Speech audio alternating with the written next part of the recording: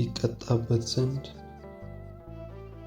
አንዳች ምክንያት እንኳን ያልተገኘበት ንጹሕ ባሕሪ ክርስቶስ የሰው ልጅ ሊቋቋመው የማይችለውን ግርፋት ጫፎቹ ላይ የብረት ቁጦች ባሉት ጅራፍ መገረፉን ማሰብ እጅግ የሚያስጨንቅ መሆኑ እሙን ነው። ከዚህ በላይ የሚያስጨንቀኝና ሰላም የሚነሳኝ ግን ይገረፍበት ዘንድ ጅራፉን ያበጀሁት እኔ መሆኔ። በጲላጦስ አደባባይ የተገረፈው ግርፋት 2000 ዓመት አልፎታል፣ ፈጽሞም አይደገምም። በእኔ ቤት በልቤ ከተማ ባለው አደባባይ የሚደረገው ግርፋት ግን አልቋረጥ ብሏል። ቀና ብሎ እንባ ባቀረረ ዓይኑ ያየኛል። በጣም እወድሃለሁ፣ አንዳች ግን አልበደልኩህም ይለኛል።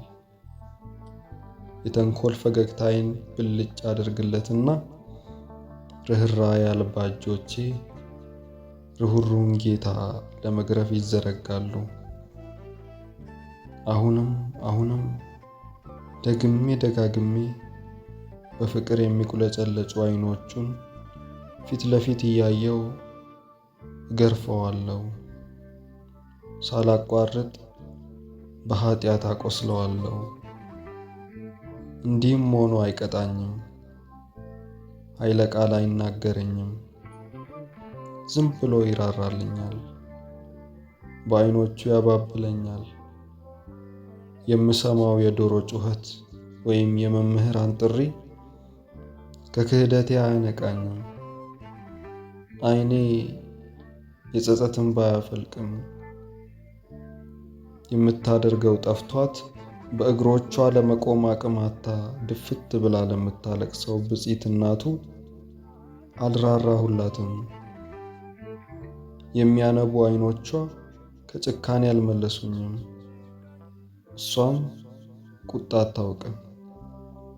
በግፍ ልጇን እያሰቃየሁ እርሷን ለጣር አሳልፌ ሰጥቻት እንኳን በእናት ዓይን ታየኛለች። እኔም መበደሌን እቀጥላለሁ። ግን ለምን እንዲጨከንኩ? ለምን ሁሉን እርግፍ አድርጎ መተው አቃተኝ? እርሱ ራስ ሆኖ አካሉ ካደረገኝ በኋላ ራሴን በኃጢአት እያረከስኩኝ አካሉን እያጎሳቆልኩኝ ለምን አሳምመዋለሁ? ጌታዬ አጥንቱ እስኪታይ የሚገረፍበትን ጅራፍ እስከ መቼ ያበጃለሁ? እንደ ዮሴፍ እንደ ኒቆዲሞስ ቁስሉን ጠርጌ ደሙን አጥቤ አካላቱን በንስሐና በንጽሕና ጨርቅ የምሸፍንለትስ መቼ ነው? ጌታዬን ማቁሰል የማቆመው መቼ ነው?